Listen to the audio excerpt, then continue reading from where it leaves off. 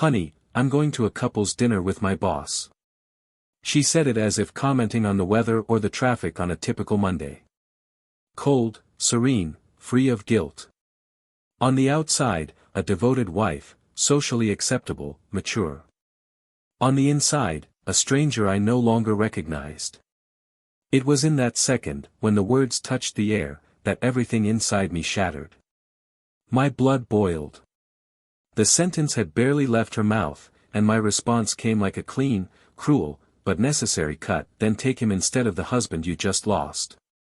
She froze. Her eyes wavered, her breath caught in her throat for a moment, and in the reflex of shock, I saw something I hadn't seen in a long time: truth. It wasn't love, nor affection. It was guilt. It was regret, but it was too late. I climbed the stairs without looking back. Each step was a farewell. What hurt me was no longer the betrayal itself, it was the time I wasted on someone who didn't know how to choose. Someone who traded the certain for the uncertain, who confused admiration with desire, and security with boredom. Night fell unceremoniously, and when I lay alone in the room where we once made plans, everything seemed like a misinterpreted dream. I was married to a memory, to an image, to an illusion. In the days that followed, silence was my only solace. But within it, I found clarity. Her absence no longer screamed, it only whispered a painful truth: I loved someone who no longer loved me. And her? She would soon discover that the world outside our home was not as kind as the man she traded. Because the lover, that man who seemed charming, was nothing more than a mirror of her ego. He didn't want commitment, he didn't want love. He only wanted to win. And he won, taking from me the woman who once swore fidelity to me. It wasn't long before she reappeared, her eyes sunken, her makeup smudged, her hands trembling. She said she regretted it. That she didn't know what she was doing. That she felt alone, lost, manipulated. And perhaps it was true, but it was too late. Because while she fell into her own abyss, I rebuilt my foundations. And there, in the unexpectedness of a new routine, I met someone. Someone who didn't need promises, because there was truth in every look. It wasn't immediate, but it was clean. Serene. Real. She arrived without needing to destroy anything to stay.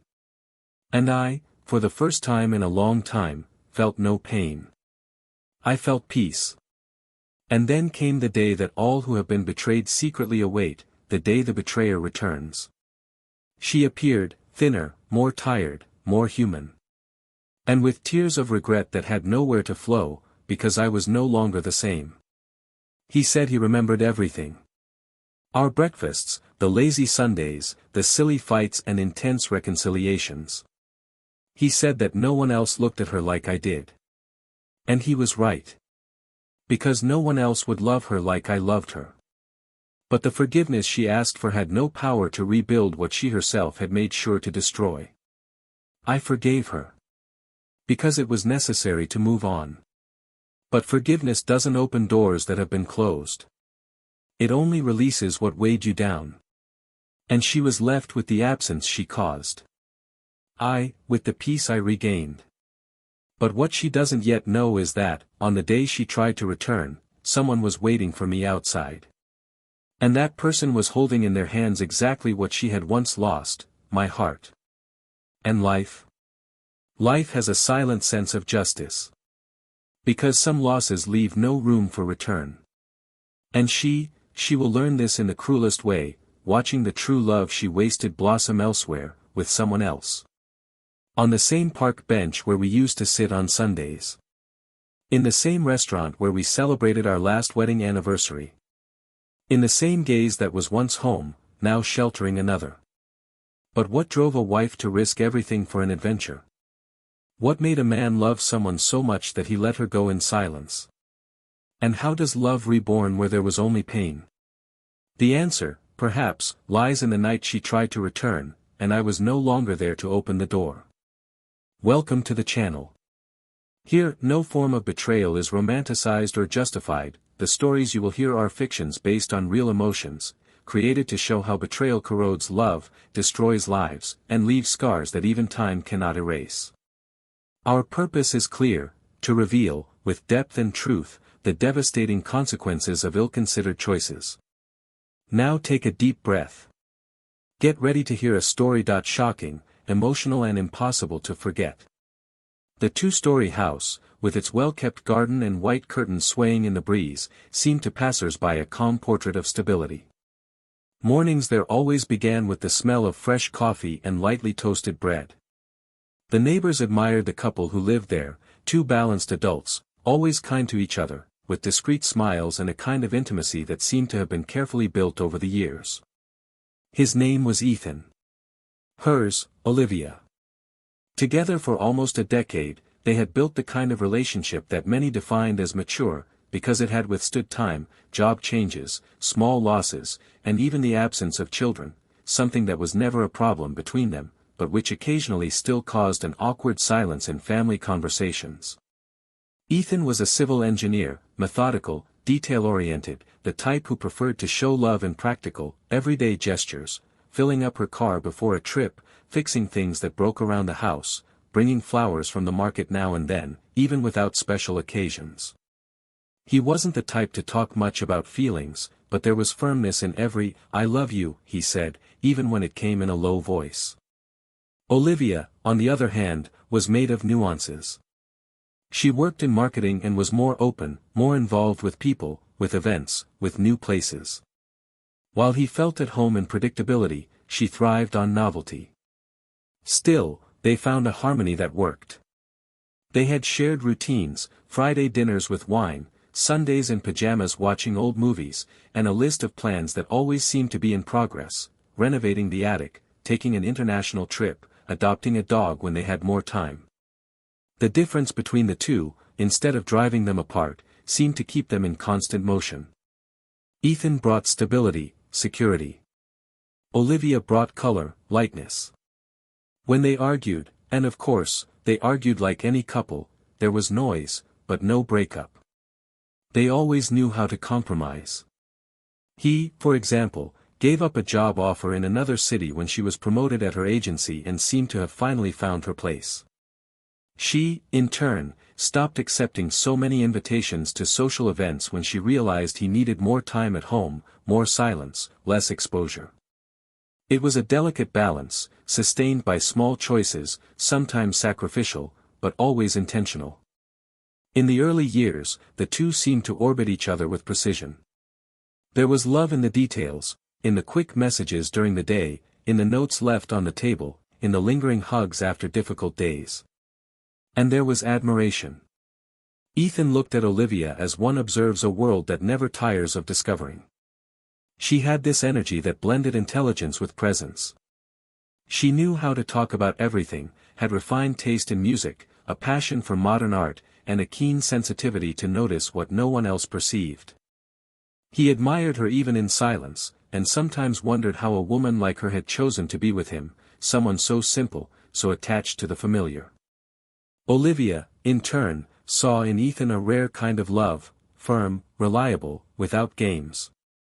He was the place where she rested, where she could be vulnerable without fear. She always knew that he loved her deeply, even when he didn't say it.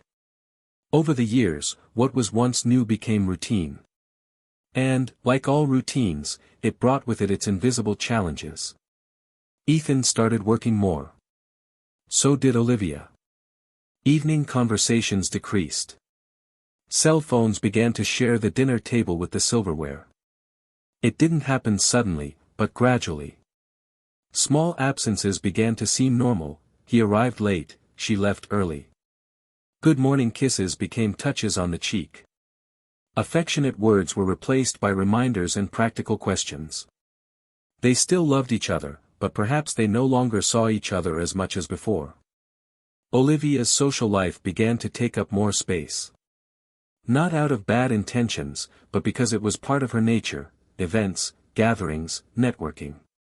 Ethan understood, in part. He knew that world was necessary for her work, but sometimes he felt like an outsider when he accompanied her. He stayed quiet, avoided crowds, preferred to return early. Olivia, accustomed to dynamic environments, began to go alone more often. At first, she explained, justified, made sure to assure everyone that it wasn't about him. Over time, it became routine. He didn't complain. He didn't make a scene. He just observed. He loved that woman, but he had learned to respect her space. Even if it sometimes hurt. Even if, deep down, I wanted to say I missed her. She, on the other hand, didn't always notice. Not out of disinterest, but because she was too busy trying to juggle everything, her career, her home, family demands, the constant need to be sufficient in every role.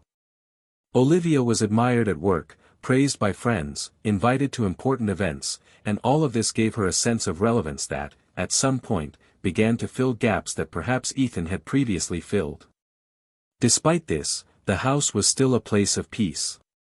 They continued sleeping side by side, sharing the blanket, bumping into each other in the hallway in the morning, exchanging comments about the dishes, the weather, the TV series. It wasn't coldness, it was coexistence. But a coexistence that was beginning to lose its depth.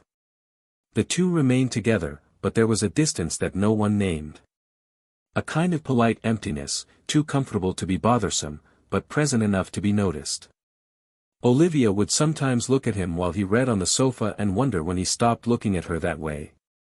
Ethan, silently, wondered when she stopped seeking his company. Friday dinners continued, but with less laughter. Sundays now filled more with chores than movies. Hugs still existed, but carried more habit than warmth. And amidst all this, no crisis. No explosion. No serious argument. Love still existed, but seemed dormant, waiting to be awakened by something they both silently seemed afraid to touch. Olivia, perhaps, missed being desired. Ethan, perhaps, missed being needed. But neither of them said anything. Because they were tired. Because they still liked each other. Because it was easier to leave things as they were than to face what, deep down, they already knew, they were losing each other, and they didn't know how to find each other again.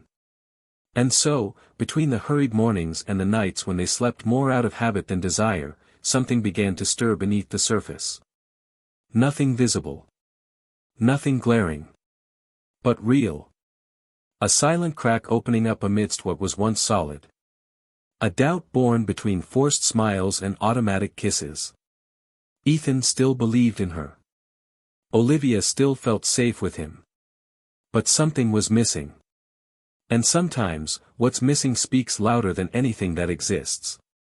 One Saturday, he saw her getting ready with a different kind of care. A new dress, a stronger perfume, makeup done with more precision. She said it was a work get-together. A couple's dinner. Nothing special. She said smiling, but with her eyes downcast. Ethan didn't suspect anything, yet. He just nodded, wished her good night, and went back to watering the plants.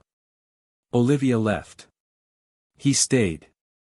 The house, silent, seemed smaller that night. And there, unknowingly, the end began. But the ending, like any well-told story, needs to be carefully constructed.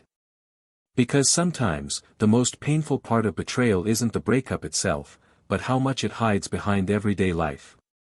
How much it feeds on silence, on routine, on the habit of no longer saying, "I miss you." Because true love, when ignored, doesn't die all at once. It fades away little by little, silently, without making a sound. And when you realize it, it's already too late. It hadn't happened yet. There was still time. But the clock, in that home of white windows and old promises, was beginning to tick in another direction. And when time changes course, it rarely returns. The rain that afternoon didn't herald a storm, but there was something strange in the air, a kind of heavy silence that spread through the house even with the windows closed. Ethan had arrived home from work earlier than usual, not by coincidence, but out of exhaustion. An exhaustion that wasn't physical, something deeper, a depletion that arose when you gave too much to someone and still felt that something wasn't complete. Olivia wasn't there. A simple note on the table said he was going out to a work event. Dinner with some colleagues and their colleagues, the hurried, heartless handwriting read. There was an automatic care in the choice of words, as if he knew that this would be the limit. And it was. Ethan sat on the edge of the bed for long minutes before getting up, taking a deep breath, and opening the closet. There was no anger in what he did next, only a lucid coldness. He began to take the clothes out of the drawers, the shoes from the corner, the books from the bedside table. She separated everything methodically, calmly, like someone packing not just suitcases, but pieces of a story that no longer made sense to remain together.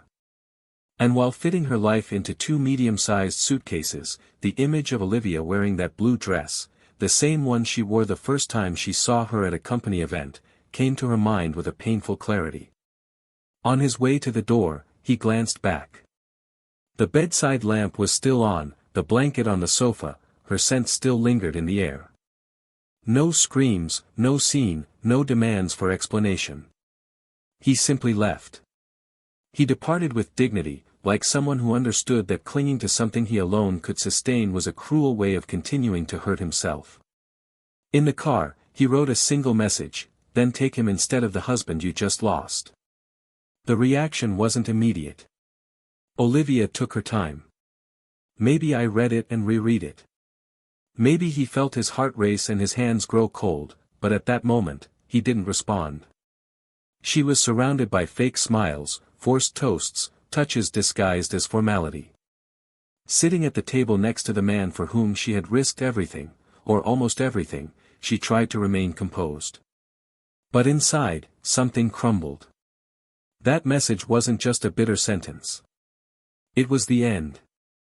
The silent warning that she had crossed an invisible line, and there would be no turning back. In the following days, she tried to call. She sent short messages, others longer. She asked where he was, if they could talk. Ethan, on the other end, read everything in silence. But he didn't answer. Not yet. Not at that moment when everything was still an open wound. Olivia began to walk around the house like a visitor. Every corner ached. The silence there now was suffocating. Their room seemed empty even with her inside. His scent was no longer on the pillow. The sound of his keys in the door would not return. And his absence began to become unbearable. Over time, Olivia stopped putting on makeup before work. High heels were replaced by flats. Meetings seemed longer. Time away from home no longer made sense. Her lover, the one she had fallen for, remained present, but there was something about him that had never been in Ethan, an excessive lightness. He was fun, spontaneous, complimented her clothes, joked about everything. But there was no depth. There was no root. When they were together, everything was fast, shallow, a sequence of sensations without pause. He didn't ask how she felt. He didn't listen to her silences. He didn't know her grandmother's name. And worse, he didn't want to know. A few weeks later, Olivia decided to try another approach. She wanted to win Ethan back, or at least be heard. She sent a long, handwritten letter where she poured out what she had never said. She spoke of confusion, of neediness, of the mistakes she made trying to feel alive again. She said she never stopped loving him, that she couldn't explain what happened, that she lost herself and didn't know how to get back in time. She asked for forgiveness. Not a second chance, but just forgiveness. Ethan received the letter, but didn't reply immediately. He carried within him a mixture of hurt and clarity. He knew this was a decisive moment. He also knew he loved Olivia. But he had learned the hard way that love, by itself, is not enough.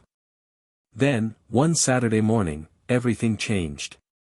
Olivia, in a surge of courage and desperation, decided to seek him out in person. She took the letter with her, her heart laid bare, and a fragile hope.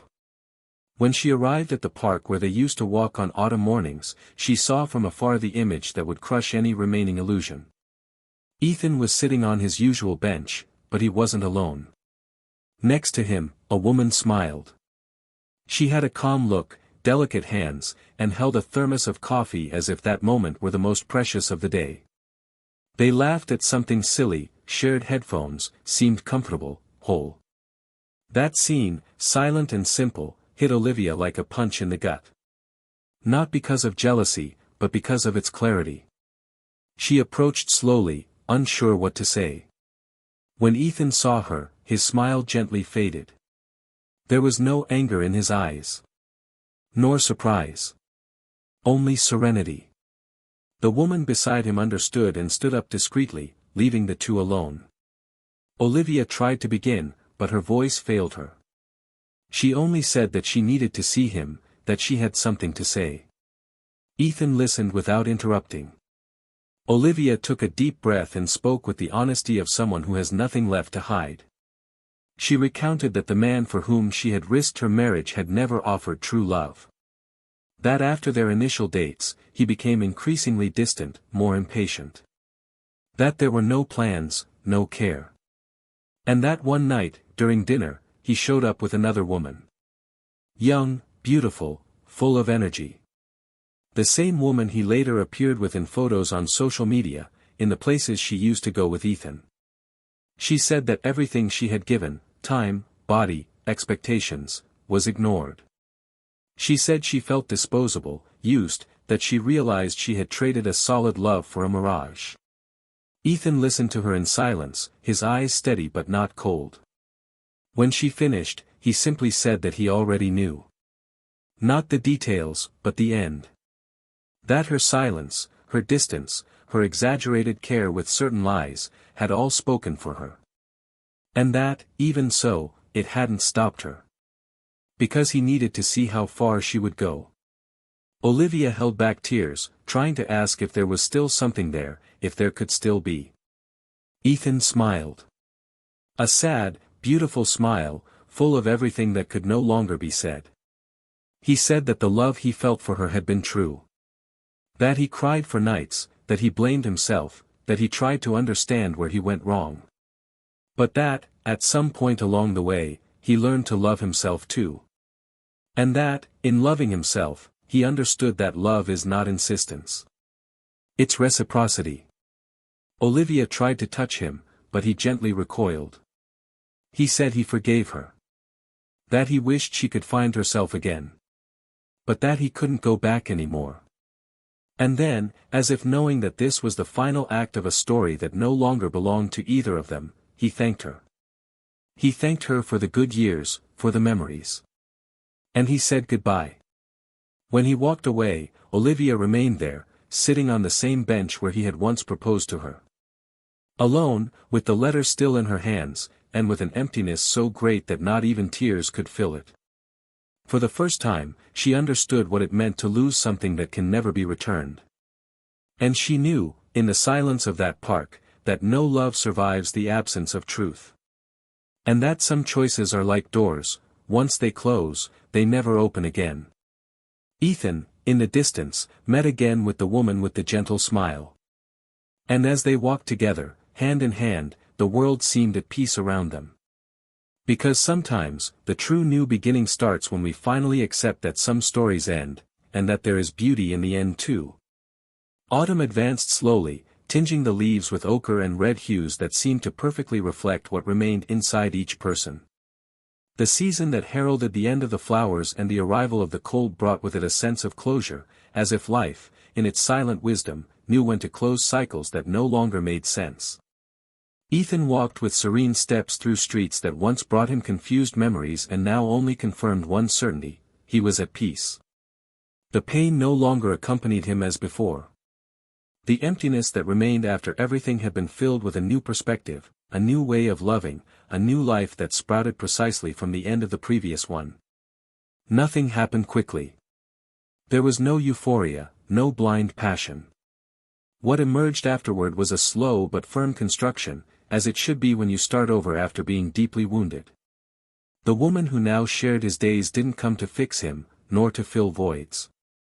She came to add to his life. She arrived without haste, listened to his silence, respected his pauses. She was different from everything he had known, and at the same time, familiar. With her, he rediscovered the pleasure in simple things, making coffee together, making plans without fear, sharing secrets without apprehension of judgment. She looked at him with presence. There was no comparison, competition, or demands. And that, for someone who had been hurt by neglect, was an immeasurable gift. Ethan smiled again with his whole body. He slept peacefully again. He dreamed of the future again without carrying the weight of the past. He was a different man now. More mature, more steadfast, more secure in his worth. Not because someone rescued him, but because he allowed himself to be reborn. Olivia, on the other hand, was living through a different time. The feeling of loss, once just a nuisance, was now a constant presence. She tried to follow her routine, go to work, meet friends, maintain an appearance of normalcy, but everything seemed gray. The places she used to frequent alone now suffocated her.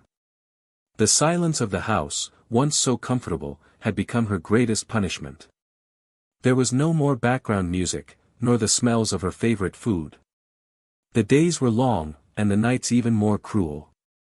She tried to reconnect with some people, but there was something about her that pushed them away, her tired eyes, the sadness she could no longer hide. The lover who had dazzled her disappeared in the most cowardly way possible, without explanation, without ceremony. He became a name silently saved on her phone, a blocked contact, a bitter memory. Olivia felt ashamed for having believed that this could be love. For having risked so much for someone who never truly knew her. She started going to therapy, not for him, nor for Ethan, but because she now understood that she needed to find herself. She needed to understand why, having everything, she chose nothing. There were nights when she reread the letter she had written to her ex-husband. She felt her chest tighten, her throat close up. Not because of what she couldn't recover from, but because she had killed what made her feel most alive. One day, in an almost unconscious impulse, she went to their old house. She stopped across the street and stood there, looking. There were no more traces of the life they had built together. The flowers in the garden were different. The interior lights had a different rhythm. And she knew, in that instant, that that place was no longer hers. She cried silently. She didn't scream, she didn't despair. She just cried. Because she truly understood that certain mistakes cannot be corrected.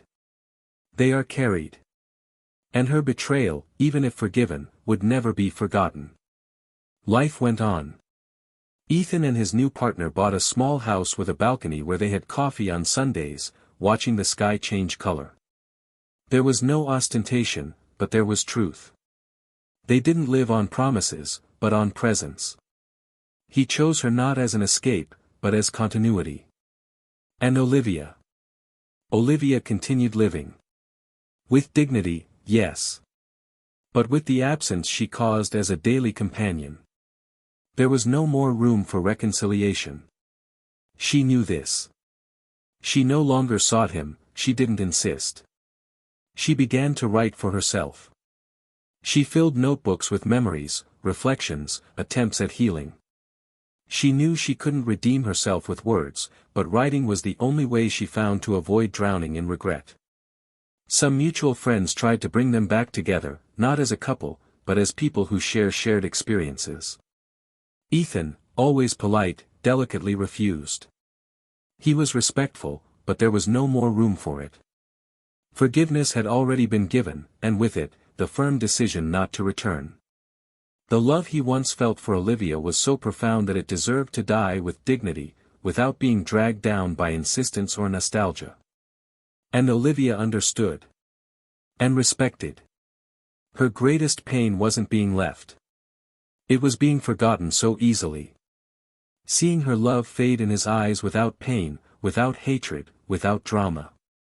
Because when someone stops loving you peacefully, there's nothing left to do. Just accept it. And that was the great lesson that life delivered to each of them. Ethan moved on with serenity, rebuilding himself. Olivia moved on with a burden, learning, day after day, that not everything can be fixed. And that some choices cost everything. Now, we want to hear from you. What did you think of this story? Do you believe that forgiveness is enough even when love has already been destroyed? Write your opinion in the comments. It's very important to us. And if you've made it this far, don't forget to subscribe to the channel. Here, every week, you'll hear profound, moving, and real stories like this one, showing, unfiltered, the weight of the choices we make and the consequences they bring. Because the truth is simple, betrayal doesn't just destroy a moment. It destroys trust, histories, homes, and futures. It uproots, drives people away, and extinguishes loves that took years to blossom. Therefore, it's always worth remembering, this channel does not support, justify, or romanticize any type of betrayal. To betray is to choose to hurt. And what is broken inside often cannot be repaired. Until the next story.